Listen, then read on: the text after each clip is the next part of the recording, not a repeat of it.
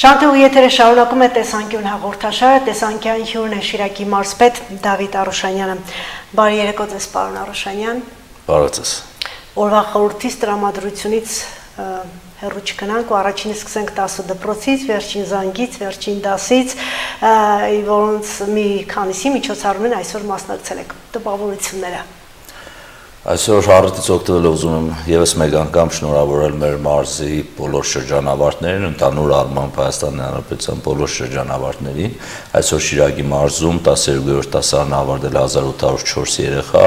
եւ 9-րդ դասարանը ավարտել է 3017 երեխա։ Մասնակցել եմ թիվ 40, թիվ 2-րդ եւ Լեռնուտի միջնակարգ դպրոցի վերջի զանգերին, հատկանշական էր Լեռնուտի միջնակարգ դպրոցը, որտեղ ընդամենը մեկ շրջանավարտ էր, մաղթել եմ բոլոր շրջանավարտներին լավագույնը եւ խաղաղ Հայաստանի Հանրապետություն, խաղաղ երկիր եւ խնդրել, հորդորել, ինչու՞ չէ նաեւ պահանջել մեր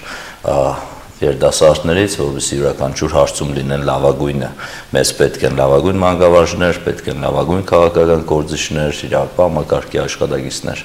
Մենք մեր սերունդը արժանի է լավագույնին։ Պարոն Արուշանյան, Լեռնուտի մեկ աշակերտը կարողացավ այդ զգացողությունները փոխանցել, մշակութային կոնտենտը պահել, ինչը պիտի լիներ այս տարվա վերջին զանգում բովանդակությունը տխրեցնող մտահոգիչ չէ, եւ քանի այդպիսի գյուղական դպրոց ունենք, որ ունի մեկ աշակերտ կամ չունի շրջանավարտ։ Նաև շրջանավարտ չունեցող դպրոցներ էլ ցավոք ունենք, ու նաև Լեռնուտի դպրոցը առաջի դասարան գնացող երեխաներ չունեին այս տարի, չեն ունենալու սեպտեմբերից, բնականաբար մտահոգիչ է, բայց օրը իր դպրոցի այլ աշակերտներ եւ ուսուցչական կազմը փորձել էին տոն դարձնել եւ իրականում տոնը ստացվել էր, հենց այդ էր նպատակը, որ մենք գնացել ենք, որպեսզի Լեռնուտի Լուսինեն միայնակ չզգա իրան եւ բոլորս միասին փորձեցինք տոն պարգևել իրեն։ Եվ նաեւ շատ հատկանշական է ու խորհուրդ ուներ իր մեջ, որ մեկ հոգին կարողացավ տոն բերել դպրոցին, մեկ հոգին կարողացավ տոն բերել գյուղին եւ հորդորս հենց էր մեր Լեռնուտի գյուղի աշակերտներին, որ պետք չի նայել ընդանուր պատկերով, պետք է հասկանալ, որ ամեն մեկս մերտեղ կարողանում ենք եւ պարտավոր ենք ստեղծել ավելի լավ գյուղ, ավելի լավ մարզ ու ավելի լավ երկիր։ Պատճառը ո՞րն է, որ չեն մնում գյուղում։ Գիտեմ, որ համայնքային այցելություններ ունեք, առաջնահերթ ինչ խնդիրներ նշում գյուղական համայնքների բնակիչները։ Գյուղական համայնքների բնակիչները ընդհանուր առմամբ նաեւ քաղաքային համայնքների բնակիչների ամենամեծ խնդիրներից մեկը աշխատատեղերն են, որոնց համար մարդիկ փոխում են իրենց բնակավայրը։ Մեր մարզը բնականաբար որպես ոչ սահմանամերձ մարզ, պատերազմի վտանգ ունեցող մարզ, չեմ մեջբերի պատերազմի վտանգը, բայց կարևորագույն խնդիրներից մեկը մեր մարզի համար աշխատատեղերն են։ Գիտեք, ցավոք Շիրակի մարզը ամենաշատ գործազուրկներ ունեցող մարզն է եւ պատճառներից երևի թե ամենամեծը հենց աշխատատեղերի խնդիրն է։ Չնայած այդ բացը մենք փորձում ենք կառավարության տարբեր ծրագրերի միջոցով լրացնել, գյուղական համայնքների աջակցման ծրագրեր, բազում ծրագրեր կան, թե խելացի անասնագոմերի, թե ընդհանուր գյուղատնտեսության ոլորտի լիզինգի ծրագրեր կան, մեր գյուղերի բնակիչները փորձում են բարբերաբար նաև այդ ծրագրերից օգտվել, ամեն դեպքում մեր ռազմավարությունը չկենտրոնացնել Երևանում եւ համայնքների համաչափ զարգացումն է։ Այսինքն խնդիրը անգամ գյուղերում սոցիալականն է, հողի մշակի խնդիրն էլ է դա, այլ ոչ թե դպրոցի ինչպիսին կլինի նորակառույց, ամեն ինչով ապահովված լաբորատոր սարքավորներով, ճիշտ եմ հասկանում։ Ինչու, որտեղ մենք դպրոցը մանկապարտեզ ենք հիմնանորոգում, վերանորոգում աշակերտական անգամ քիչ թվակազմ ունեցող գյուղերում։ Այո,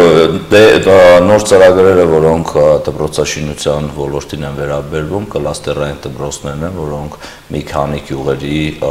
դպրոցները համատեղում են մեկ տեղ, այսինքն են դպրոցները, որոնք քիչ քանակությամբ աշակերտներ ունեն, բնականաբար այլևս այդ դպրոցների վերանորոգման կամ հիմնանորոգման կամ նոր դպրոց կառուցելու այդ գյուղերում խնդիր չկա, ցավոք իհարկե, մենք այդտեղ կլաստերային դպրոցներ են կառուցում մի քանի գյուղի դպրոցներ համատեղելով մեկտեղ, որպեսզի երեխաներն կարողանան ավելի լիարժեք մասնակցեն 10-10-ներին, որովհետև փոքր քանակությամբ դպրոց աշակերտ ունեցող դպրոցներում մի քանի տարբեր դասարանի երեխաներ նույն տասաժամին են դասեր անում, բնականաբար արդյունավետությունը այդքան էլ միացյալ են անում, այդքան էլ արդյունավետությունը բարձր չի, այո, հիմնականում խնդիրը սոցիալականն է, բայց դա չի նշանակում, որ մենք ամեն ջանք պետք է չխնայենք նոր դպրոցներ, նոր մանկապարտեզներ ունենալու համար, որովհետև հենց դպրոց ու մանկապարտեզի որակից, հենց լաբորատոր սարքավորումներից, հենց թեգու շենքային պայմաններից է նաև կախված գյուղի կյանքի աշխուժությունը, գյուղի բնակչի կյանքի որակի փոփոխությունը եւ ընդհանուր առմամբ արձանագրել ենք, որ Հայաստանի Հանրապետության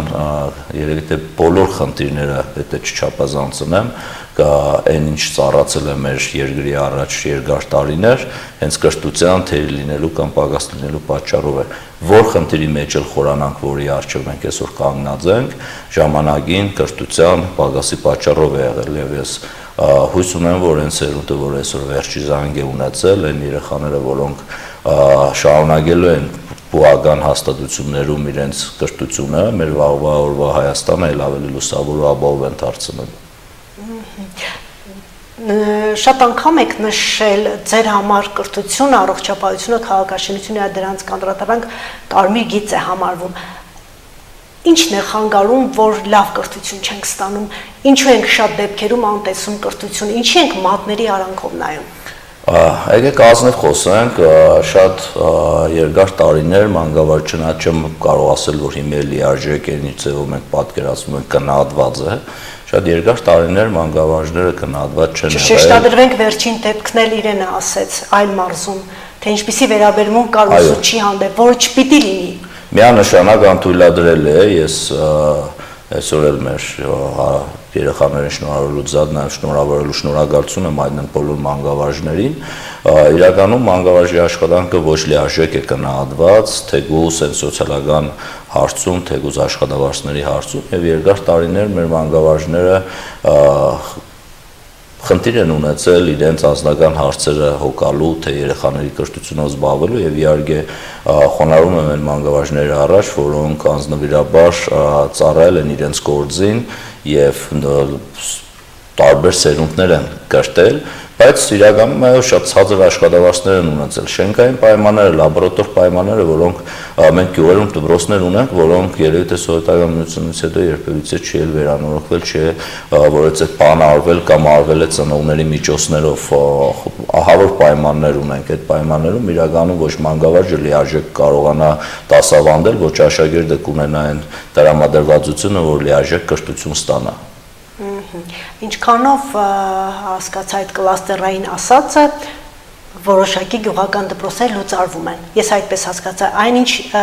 նախանշված է մինչև 2026 թվականը, բայց կառուցվում են նորերը։ Այդ նորերի կառուցման ընթացքը ինչպիսի վերահսկողություն, ինչպիսի որակ է լինում։ Ինչու ենք անում, հետո հարցնում կամ ինչու ենք անում, հետո շտկում թերությունները։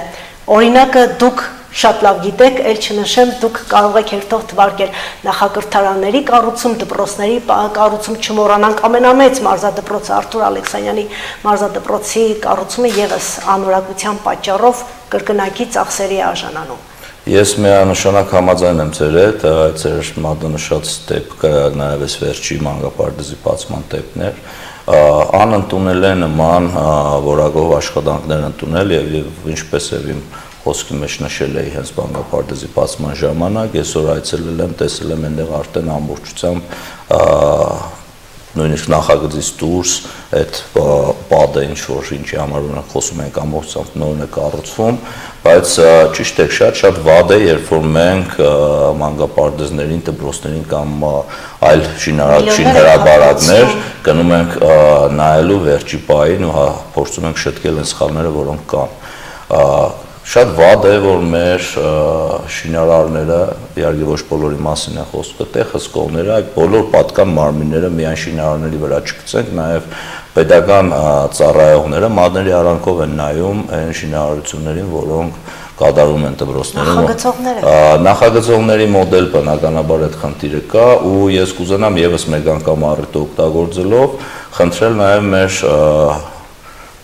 գյուղերում բնակվող մարդկանց, որոնց գյուղում դպրոց ու մանկապարտեզ է կառուցվում, քաղաքներում կառուցվող շինարարություններում, եղեք զգոն, եղեք հետևողական,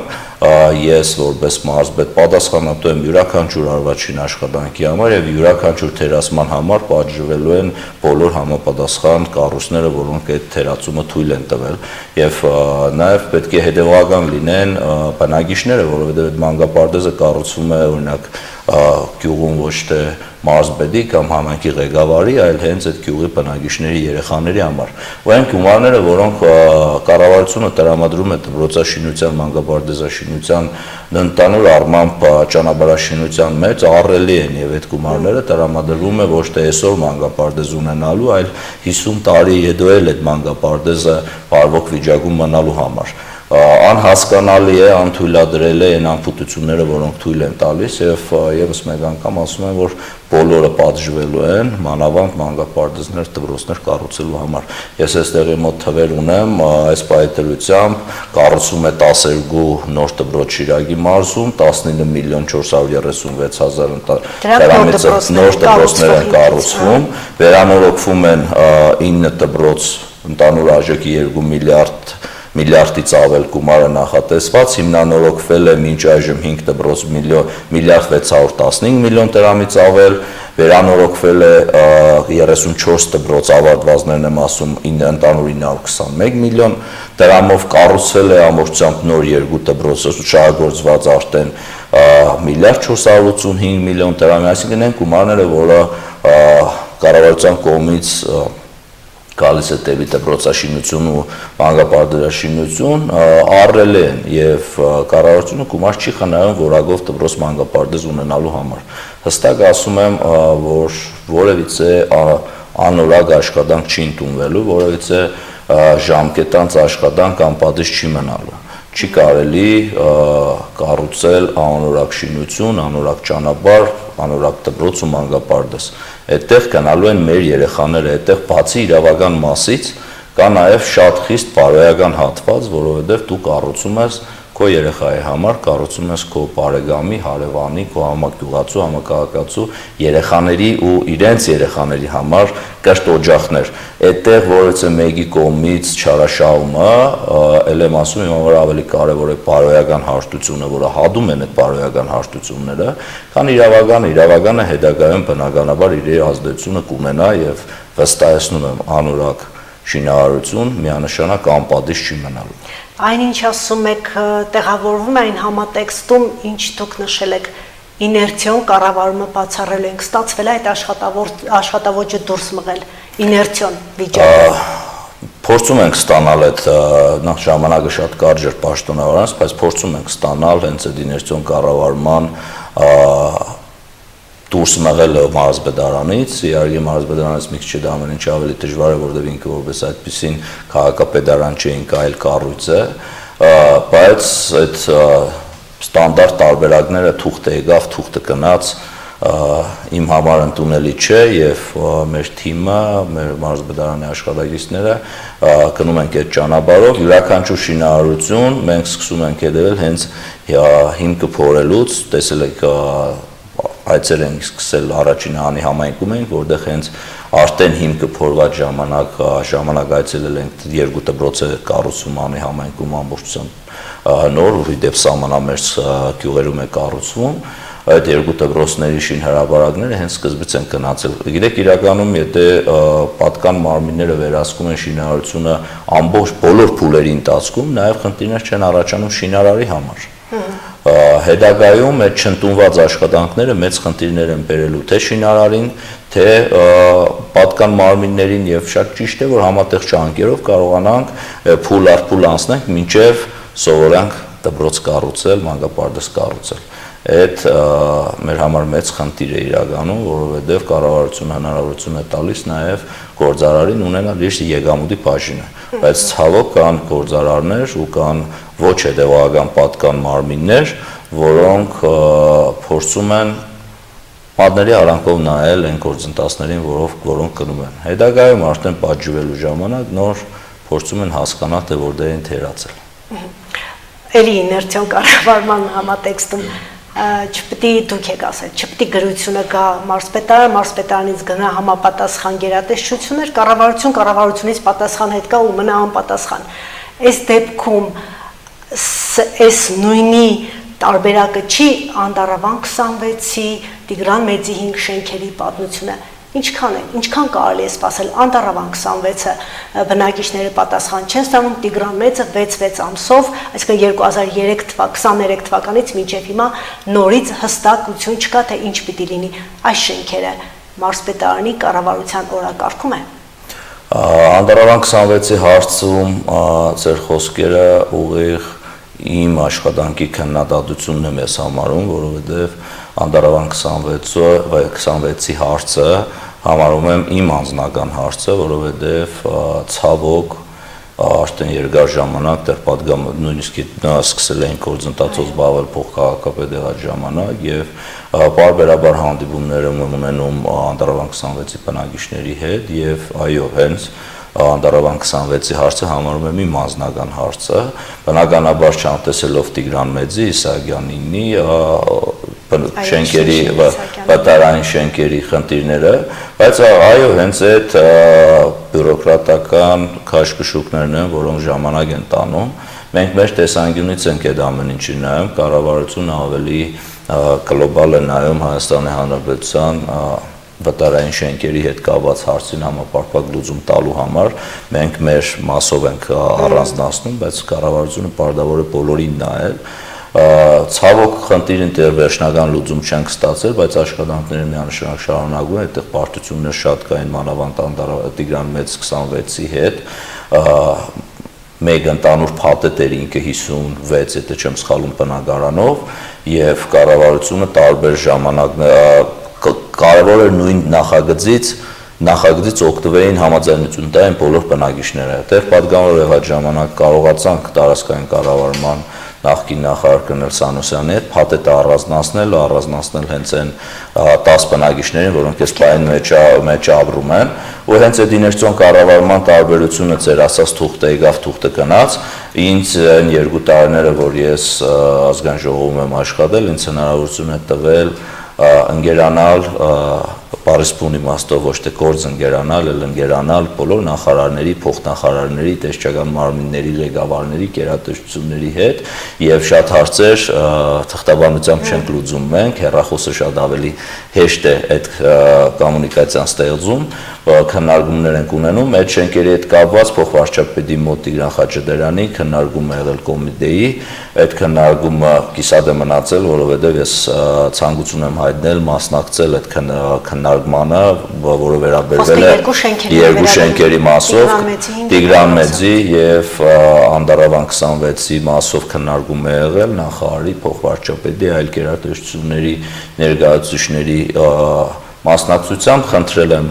որպեսզի ես էլ մասնակցություն ունենամ այդ շենքերի ճակատագրի, շենքի բնակիչների ճակատագրի հետ կապված հարցում եւ քննարկումը դատարեցվել է, հիմա սպասում ենք նոր քննարկում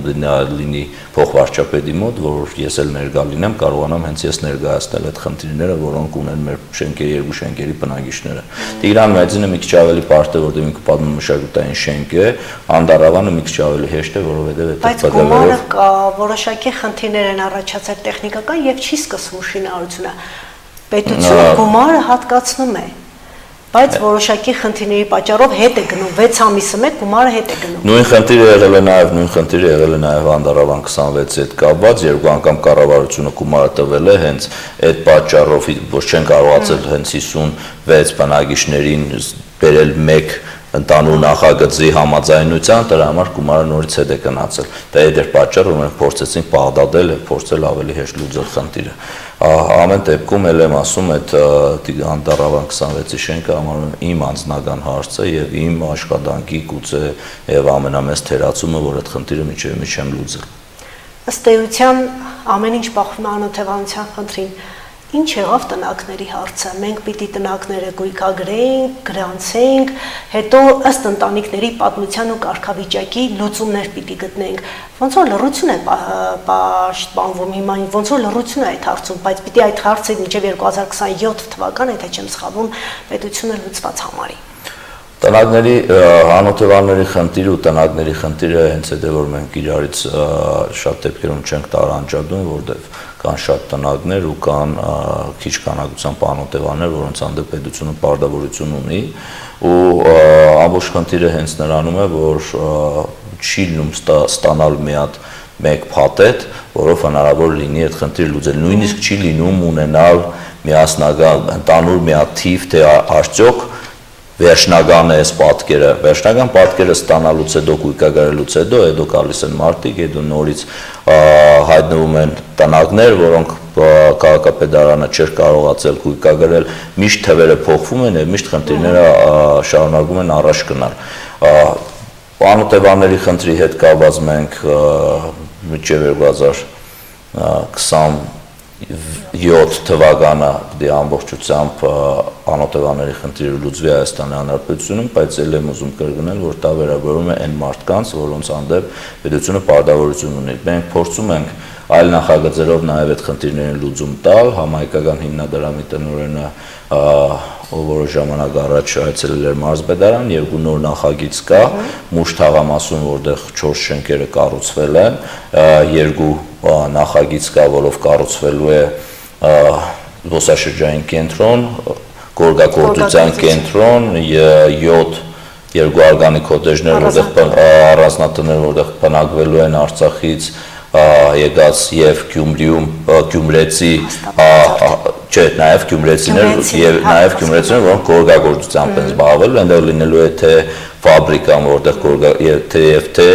խանութը, սրճարանը, որտեղ վաճառվելու է, նաեւ զբոսաշրջային կլաստեր է լինելու, նաեւ 14 հոգի բնակարան են ստանալու, բացի դրանից եւս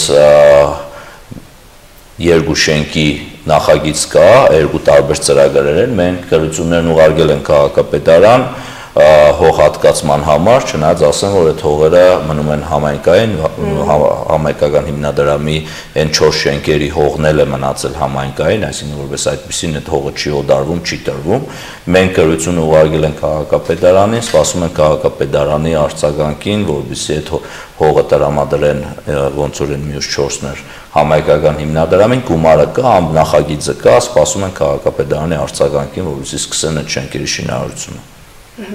Միշտ ուշադրության կենտրոնում մարզխորհրդի նիստերում եւ ընդհանուր առմամբ բյուջեի հավաքագրումները համայնքներում ինչպես է գնում, որից կախված են եւ սուբվենցիոն ծրագրերը եւ համայնքային այլ խնդիրների լուծումը։ Տարածաշրջանակ, Շոց-Կամասի արդիկ եւ այլն պարզ է, ինչպիսի բյուջեի հավաքագրում կա։ Գյումրիում ինչպես է։ Երբ Գյումրին չուներ կառավարման իշխանություն, այսպես ասած, քաղաքապետ չկար, ավագանի չկար։ Ինչ վիճակում է Գյումրիի բյուջեն։ Բյուջեում փող կա, այսպես ասած։ Դե Գյումրու բյուջեի փողը պիտի բնականաբար հարցնենք Գյումրու քաղաքապետին, մենք այդ տվյալներին չենք տիրապետում բյուջեում ինչքան փող ունեն, բայց կարող եմ ասել, որ այո, ճիշտ է, այն ժամանակահատվածը, երբ որ Գյումրիում կառավարում չկար, կոլապսային իրավիճակ էր, այսպես ասած, ավականի չկար, դա շատ մեծ ազդեցություն ունեցավ Գյումրու վրա, տարին փակելուց մենք բնականաբար սեփական եկամուտները Գյումրու քաղաքապետարան չկարողացավ ամբողջությամբ հավաքագրել, բայց ավելի վատ հետևանք էր, երբ որ Գյումրին չկարողացավ մինչև այսօր ներկայացնել սուբվենցիոն ծրագրերը։ 25 թվականի սուբվենցիոն ծրագրերը մինչև չեն ներկայացվել, չնայած այսօր ավականի նիստում ոնց որ դե սուբվենցիայի հետ կապված հարցեր քննարկվել են, բայց ամեն դեպքում մնացած համայնքներն արդեն բոլորը տվել են սուբվենցիոն ծրագրեր եւ ուզում եմ նաեւ նշել, որ 24 թվականին Շիրակի մարզը ներկայացրել է 7 միլիարդից ավել սուբվենցիոն ծրագրեր, իսկ 25 թվականին միայն բացի Գյումրիից արդեն 8 միլիարդից ավել սուբվենցիոն ծրագրի հայտ է ներկայացվել։ Աճը անհամեմատ մեծ է եւ դրան գումարվելու է Գյումրու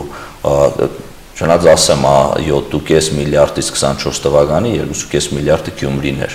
այսինքն 5 համայնքները 5 միլիարդ էին ներկայացրել, այս տարի արդեն 8 միլիարդի նախագիծ են ներկայացրել, դրան էլ որ կարողանա ավականին հասցնի եւ 25 թվականին ներկայացնի բնականաբար այլ ավելի մեծ թիվ կլինի են գումարներ, որոնք ներդրվելու են Շիրակի մարզում սուբվենցիոն ծրագրերի շրջանակներում։ Փողոցների մասին էր խոսք գնում այսօրվա քննարկված հայտին, ես այդպես հասկացա, որ 18 երկրորդային փողոցների մասին է։ Շիրակացի փողոցը, հիշում եմ, նախընտրական շրջանում ի պատիվ Սարիկ Մինասյանին, ինչպես որ Շիրակացի փողոցը հիմնանորոգվելու է, ծրագրից ինչ նորություն կա, ինչքանով գիտեմ, մայիսի 16-ին պիտի շինմրցույթի փաթեթները բացվեին եւ հասկանալի դառնար երբ է սկսվում հիմնանորոգումը։ Մնում է ուժի մեջ այդ ծրագիրը։ Շիրակացի փողոցի հետ կապված մրցույթը հայտարարվել էր, իհարկե այլ պայմաններով էր մրցույթը հայտարարված։ Այս պայմանությամբ չեմ կարող ասել, թե այսօր մենք ինչ պատկեր ունենք Շիրակացի փողոցի հետ կապված, բայց ամեն դեպքում այնտեղ խնդիրները մեծ են, դրան հակառակ կարող եմ ասել, այնտեղ կա ջրի հետ կապված, գազի հետ կապված բազում հարցեր ունի Շիրակացի փողոցը, բայց ամեն դեպքում մրցույթը հայտարարված էր, մրցույթը ընթացքը կհասկանանք ինչ ճանապարհով ենք առաջ գնում, բայց դրա փոխարեն կարող եմ ասել, որ Անի թաղամասի փողոցաշինության աշխատանքների մրցույթն էլ է հայտարարված, նախագծի մրցույթն է արդեն հայտարարված, այդ վզեպի վարկային ծրագրով է լինելու, արդեն փուլ առ փուլ գնում ենք առաջ, իմի նախագծի մրցույթ է հայտարարված, սպասում ենք այդ մրցույթի պայմաններին, մրցույթի հաղթողներին, որովհետեւ կարողանանք նախագիծ անել։ Փողոցաշինությունն էլ բազում փողոցներ են կառուցվում ու ոչ միայն Գյումրիում, այլ նաև այլ համայնքներում, նաև միջգյուղական ներհամայնքային ճանապարհներ են կառուցվում, որոնք երկար տարիներ, գուցե եւ արդեն 30-35 տարի այդ ճանապարհները հողից ճանապարհներ են եղել։ Հիմա այդ փողոցները կառուցվում են, ամբողջությամբ նոր ասֆալտապատ փողոցներ են եւ մայրուղիներ են նույնիսկ, որը միանշանակ մեր գյուղերի տնտեսական ակտիվությունը բերելու է գյուղերին բնակիչների համար։ Մի քիչ լավ չհասկացա, պարոն Արուշանյան, վզեպի ծրագիրը Անի թաղամասի հիմա այս տարի սկսվելու է, թե էլի ենք սպասելու։ Անի թաղամասի վզեպի ծրագրի վարկային փաթեթը հաստատել ենք մենք անցյալ տարի ազգային ժողովում։ Այս տարի արդեն գումարների հարցը անցյալ տարի է խնդիրը լուծվել, այսինքն այնպես չի որ այդ նախագիծը ասֆալտապատման շատ երկար ժամանակ կա ու նաև մարզպետարանում ես ունեցել եմ խորհրդատվություն քաղաքապետարանի աշխատակիցների հետ, վզեպի ներկայացուցիչի հետ, մեր համապատասխան գերատեսչությունների հետ, ընթացակարգ է, որը ինքը մեգա նախագիծ է, ամբողջ 58 թաղամասի մասին է խոսքում, միայն ասֆալտապատում չէ, դա նաև լուսավորության ցանցերի փոփոխությունն է, մայթերի կառուցումն է, ինքը հիմի նախագծի մրցույթի փուլում է։ Մենք մեր ունեցած խորհրդատվությունների արդյունքում պարզ է դարձել, որ այդ ընթացակարգերը ամբողջությամբ ժամանակի մեջ ապավելու պարագայում մենք այս տարվա մինչև սեպտեմբեր-հոկտեմբեր կունենանք ամբողջական արդեն թե շինարարության մրցույթները, թե նախագծի մրցույթները ամեն դեպքում այս տարի չի սկսվելու Անի թաղամասի շինարարությունը, վզեպի ծրագրի մեծ մասին է խոսքը, գուցե սուբվենցիոն են 18 փողոցների մեջ Շիրակը Անի թաղամասի 1-2 փողոց լինեն, չնայած երևի թե չկան էլ, ուզում ենք Այս հարցը հատուկ 58 թաղամասի բնակիչների խնդրանքով եմ ձեզ տալիս, պարոն Արուշանյան։ Ես շատ ծանոթ եմ ու էլի խոսել եմ Անի թաղամասի խնդիրների մասին իրականում ազգային ժողովի ամբիոնից է, բայց ինքը շատ մեծ ծրագիր է, միջազգային վարկային կազմակերպության կողմից տրամադրվող գումարներ են եւ այդ ծրագրերը իրենց ցավոք, շատ ցավոք իրենց ժամանակացույցն ունի ընդանուր մրցույթներ հայտարարելու, նախագծեր անելու եւ երբ որ ես էլ հունվար-փետրվար ամիսների դեռ չեմ սխալվում խորհրդակցություն էինք անում, ես էլ փորձում էի հասկանալ, թե ինչ ձևով կարող ենք մենք այս տարի սկսել ինչ-որ գործընթաց, բայց այս տարի սկսել գործընթաց նշանակելու էր, որ մենք նորից քանդելու էինք անի թաղամասը այն ինչ որ կա ու եղանակային պայմաններով պայմանավորված չկարողանայինք որևէ բան այդտեղ անել, որտեղ փաստաթղթաշրջանառությունը, մարզությունները եւ այլը ավարտվելու էր լավագույն պայմաններով օգոստոս-սեպտեմբեր ամիսներին քանդել հոկտեմբերին ու եղանակային պայմաններով այդ վիճակում թողնել անի թաղամասը բնականաբար քանդված է։ Այլ ավելի վատ պատկեր կունենայինք։ Իմ խնդիրը, որը դրել եմ ես մեր աշխատակիցների առջև, այն է, որ մենք մինչև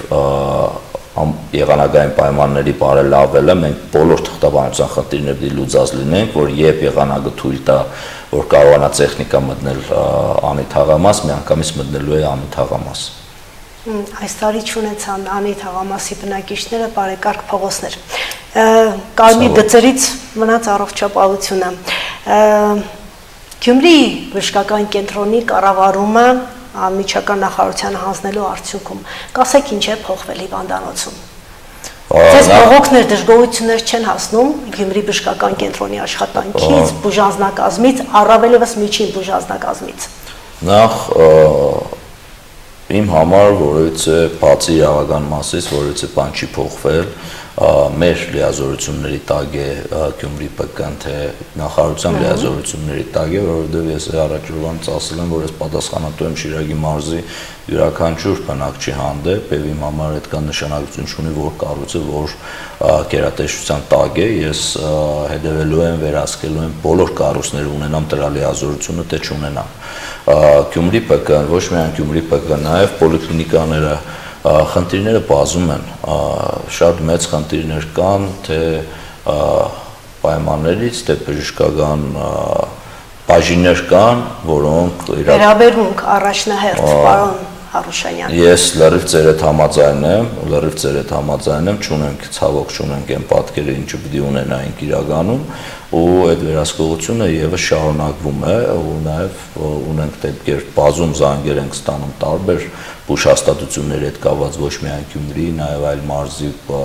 բժշկական հաստատությունների մեր Շիրակի մարզի բնակիչների կողմից, որը յուրաքանչյուր զանգի հետևից մենք հետևական կնում ենք, բայց ես նաև ուզում եմ ասել, որ շատ դեպքերում ունենում ենք զանգեր, որոնց հարցը ծագում է ինֆորմացիա չունենալու պատճառով։ Տեղեկատվություն ունենալու պարագայում մեր քաղաքացիների մոտ այդ հարցերը չէր առաջանալու, իմ համար եւս Կարմիր գիծի առողջապահության համակարգում գումարներ վերցնելը հիվանդներից, մենք խոսում ենք այսօր վերաբերմունքից, բայց նաև շատ մանավանդ պետպատվերների պարագայում գումար վերցնել հիվանդներից, այն պարագայում, երբ որ կառավարությունը, պետությունը այդ ամբողջ միջոցները տրամադրում է, լինի պոլիկլինիկա, լինի հիվանդանոց, դե այլ կառույց։ Այցերը պարբերաբար շարունակվում են, մարզբուդարանի մեր գերատեսչությունները յուրաքանչյուր ազանգի հետևից անմիջապես գնում են, փորձում են խնդրին լուծում տալ։ Խնդրում եմ մեր համակարգացիներին յուրաքանչյուր ծագած խնդրի պարագայում կապնվեք մարզբուդարանի, իմ սոցիալական ցանցի էջերը կան, մեր թիմի անդամներին կան, յուրաքանչյուրի խնդրի պարագայում խնդրում եմ կապնվել եւ մենք փորձենք թեկուզ անանուն փորձենք խնդրին լուծում տալ։ Շնորհակալ եմ, վերջին հարցը եւ ավարտենք։ Քաղաքական դիրքորոշումներ եւ քաղաքային շահեր ըստ էության չպիտի խանգարեն, ես այդպես եմ կարծում, Գյումրիի նորընտիր կոմունիստական ղեկավարության հետ ինչպես է աշխատում քաղաքացիական պայմանագրի ավագանու անդամները։ Դե մեր ավագանի անդամները ընդդիմադիր են, մենք 14 մանդատ ունենք եւ ընդդիմություն ենք այսօր Գյումրու քաղաքապետարանում, մենք ամբողջությամբ իրագործելու ենք օրենքի սահմանված կարգով մեր լիազորությունները եւ մեր իրավունքները, մենք նաեւ ամեն ինչ անելու ենք, որ մեր նախընտրական ծրագրում գրված դրույթները, որին 17200 գյումրեցի ցայն է տվել, փորձելու ենք ամեն ինչ անենք, որպեսզի դառնան իրականություն։ Իսկ քաղաքային խնդիրների հետ կապված ես կարող եմ ասել, որ Գյումրին գյումրեցիներն են, համայնքապետարանը կառույց է, որը ծառայում է գյումրեցիներին կյանքի որակի փոփոխության համար եւ մեր կառավարությունը որպես կենտրոնական իշխանություն նույն ձևով եմ մոտենում խնդրին ու յուրաքանչյուր Գյումրիում կատարված աշխատանք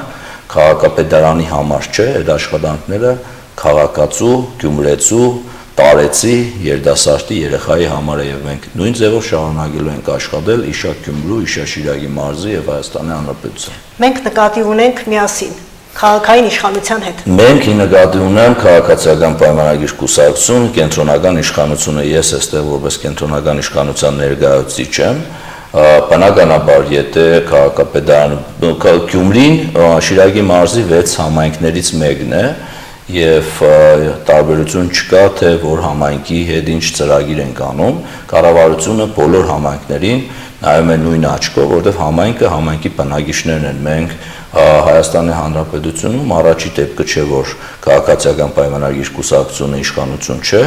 մենք երեք համայնքների 1/3-ում իշխանություն չունենք, որը չի խանգարել մեր կառավարության օրենքով սահմանված կարգով ուշադրությանը, ծրագրերին ու գումարների փոխանցմանը, նաև ուզում եմ հիշեցնել են գումարները, որոնց մասին ես խոսում եմ Գյումրիում, հենց Գյումրու մասին են խոսում, Գյումրիում Շիրակի մարզում ներդրված, ուզում եմ հիշեցնել, որ Գյումրին երբևիցե քաղաքացիական պայմանագիր կուսակցությունը քաղաքապետ չի ունեցել եւ ինչպես նախկին քաղաքապետի ժամանակ, այդպես էլ նոր քաղաքապետի ժամանակ մեր աշխատանքները միտված են Իշակ Գյումրու ու Գյումրեցու։ Շնորհակալ եմ։ Ես եմ շնորհակալ։ Այսքանը մարզային խնդիրները քննարկում էինք Շիրակի մարզպետ Դավիթ Արուշանյանի հետ։